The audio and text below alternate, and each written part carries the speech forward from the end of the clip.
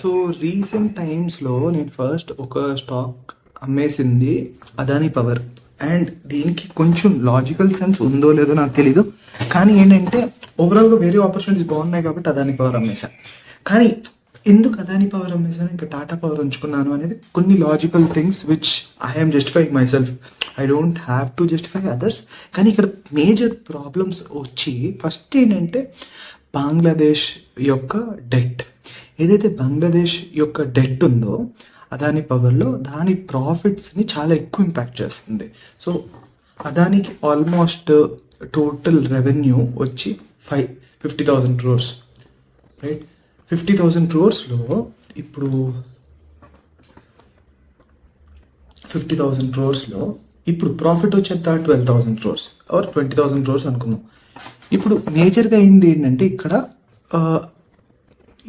ఇక్కడ స్పెసిఫిక్గా బంగ్లాదేశ్ని ని పిక్చర్లోకి తీసుకుంటే ఏమైందంటే బంగ్లాదేశ్ అదానికి ఇవ్వాల్సిన పెండింగ్ అమౌంట్ ఏదైతే ఉంటుందో అప్రాక్స్గా 4,000 to 6,400 crores. సో దాన్ని బుక్లో రిఫ్లెక్ట్ అవుతుంది ఆటోమేటిక్గా. కానీ ఈ అన్నిటితో పాటు బంగ్లాదేశ్ అనేది ప్రాబ్లీ హై రిస్క్, ఇంకా కంటిన్యూ చేస్తున్నారు ఆ రిలేషన్షిప్, ఇంకా పవర్ ఇస్తున్నారు. నాకు ఒకటి అర్థం అవ్వదు, బంగ్లాదేశ్ పెద్ద కంట్రీ కాదు, చిన్న కంట్రీ, బట్ వాళ్ళ textile industry strongest textile industry, అదంతా బాగుంది. కానీ వాళ్ళు ఒక వాలటైల్ ఎన్వైర్న్మెంట్లో వెళ్తున్నారు. ఇక్కడ ఏమవుతుందంటే అలాంటి ఎన్వైర్న్మెంట్లో ఎక్కువ ఇంపాక్ట్ అయ్యేది ఏంటంటే పక్కన ఉన్న కంట్రీస్, ఇండియా కానీ మయన్మార్ కానీ వేరే అన్ని కంట్రీస్ ఏవైతే బంగ్లాదేశ్ పక్కన ఉన్నాయో అన్నీ ఇంపాక్ట్ అవుతాయి. అది ప్లస్ సీ కోస్ట్ కనెక్ట్ అయ్యింది కాబట్టి ఫ్యూచర్లో దాన్ని కంట్రోల్ చేయాల్సింది ఇండియా. బట్ నేను పొలిటికల్గా వెళ్ళట్లేదు, ఏంటంటే as a friendly country we have to be helping them. కానీ ఇక్కడ ఏమవుతుందంటే బంగ్లాదేశ్ చైనాతో ఎక్కువ రిలేషన్షిప్స్ పెట్టుకోవటం, అవి గ్రో అవుతున్నాయి. బంగ్లాదేశ్ పాకిస్తాన్తో కూడా ఫ్రెండ్షిప్ చేయడం మొదలైంది, ఏదైతే మనం కష్టపడి సెపరేట్ చేసాము. సో ఇవన్నీ political things and national interest things. ఇప్పుడు అయినా బంగ్లాదేశ్కి ఇంకా అదానీ పవర్ సప్లై చేస్తున్నారు. And as a neighbouring country it's a good thing to do. Adani power చేస్తుంది, కానీ ఎలా రికవర్ అవుతుంది అనేదే నా క్వశ్చన్. ఎంత ఇంట్రెస్ట్ పే చేస్తారు, ఇవన్నీ కూడా క్వశ్చనబుల్ థింగ్స్.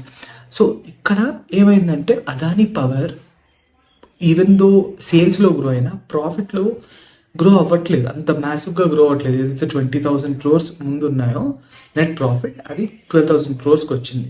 సో ఒకవేళ మనం ఇది చూసుకుంటే 2 lakh crores ఈ యొక్క కంపెనీ 12,000 crores. సో అది పెద్ద డీల్ ఏం కాదు. కానీ ఇప్పుడు దీంతో మనం ఏంటి, టాటా పవర్ ఎందుకు ఉంచుకున్నాను, అదానీ పవర్ ఎందుకు ఉంచుకోలేదంటే ఈ గ్రోత్ ఏదైతే ఉందో ఇది చూడండి చాలా తక్కువ. కానీ ఇప్పుడు ఈ గ్రోత్ ఏదైతే ఉందో టాటా పవర్ ఇప్పుడు జస్ట్ 1 lakh crores ఉంది. అండ్ పీ రేషియో చాలా ఎక్కువ. కానీ ప్రైస్ టు సేల్స్ వాల్యుయేషన్ చూస్తే అది స్టేబుల్గానే ఉంది. అదానీతో కంపేర్ చేసుకుంటే మనం అదానీ పవర్ ఈ రెండింటితో కంపేర్ చేసి లాస్ట్ 10 years కంపేర్ చేస్తే Adani power has overtaken Tata power in terms of price to sales. And ఆటోమేటిక్గా సేల్స్ కూడా చాలా బాగా వెళ్ళాయి అదానీవి. కానీ ఇక్కడ న్యాచురల్గా కంపేర్ చేస్తే అదానీ పవర్ నేను లెవరేజ్ ట్రేడర్ని కాబట్టి అదానీ పవర్ని మనం హెడ్జ్ చేయలేం. సో ఒకవేళ పడినా నేను కంట్రోల్ చేయలేను, దాన్ని నాకు అంత లేదు. సో ఇక్కడ వేరే ఆపర్చునిటీస్ మంచిగా దొరికాయి కాబట్టి నేనేం చేశానంటే అదానీ పవర్ నమ్మేసి వేరే స్టాక్స్ కొనుక్కున్నాను, విచ్ ఆర్ అగైన్ దీనిలో ఏది స్పెసిఫిక్గా అంటే నేను ఐఎక్స్ని టార్గెట్ చేశాను. మళ్ళీ పవర్లో వెళ్ళాలి కాబట్టి నేను ఐఎక్స్నే టార్గెట్ చేస్తాను.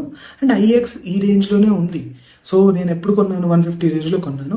ఐఎక్స్ గ్రోత్ రేట్ కూడా చాలా బెటర్గా ఉంది. అండ్ మార్కెట్ క్యాప్ కూడా తక్కువ. మార్కెట్ క్యాప్ తక్కువ ఎక్కువ అనేది పట్టించుకోండి నేను ఫస్ట్. అల్టిమేట్గా బిజినెస్ ఎలా ఉంది, ఇండియాలో ఎంత మ్యాసివ్ రిక్వైర్మెంట్ ఉంది ఇలాంటి బిజినెస్కి, అండ్ ఇది మోనోపలీగా ప్లే చేస్తుందా.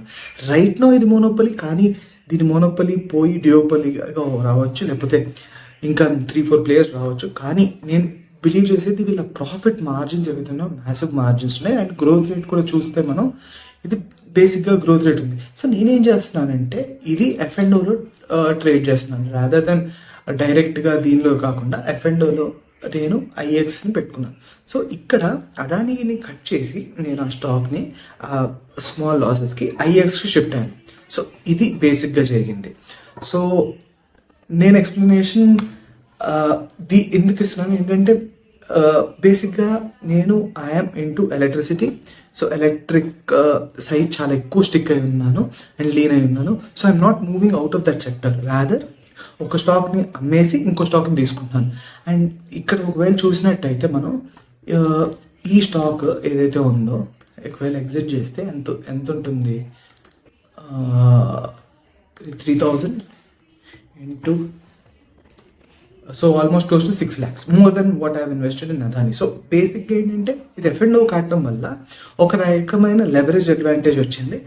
అండ్ మనకి త్రూఅవుట్ కాల్స్ సెల్ చేస్తున్నాం కాబట్టి ఒక టైప్ ఆఫ్ ఇది ఉంది. అండ్ నేను హెడ్ చేస్తాను కాబట్టి దీంట్లో ఇంకా ఎక్కువ ప్రాఫిట్ వచ్చే ఛాన్సెస్ ఉన్నాయి.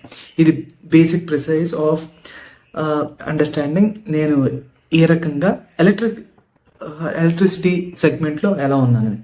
ఇంకా వేరేవన్నీ చాలా పీజీ ఇన్వెట్ ఇవన్నీ చాలా అమ్మేసి వేరే స్టాక్స్లో కూడా ఇన్వెస్ట్ చేశాను మైక్రో క్యాప్లో. But that is irrelevant. ఏంటంటే ఇప్పుడు ఎక్స్ప్లెయిన్ చేసేది అదాని అమ్మేసి టాటా పవర్లో ఇంకా ఇన్వెస్టెడ్గానే ఉన్నాను. టాటా పవర్ని కూడా హెడ్ చేయాలి కానీ ఇప్పుడే చేయట్లేదు, ఎందుకంటే టాటా పవర్లో ఆల్రెడీ మనకు ప్రాఫిట్స్ వచ్చాయి. సో ఆ ప్రాఫిట్స్ని అలాగే ఉంచుకుని ఇవి కంటిన్యూ చేస్తూ ఉంటాను ట్రేడింగ్.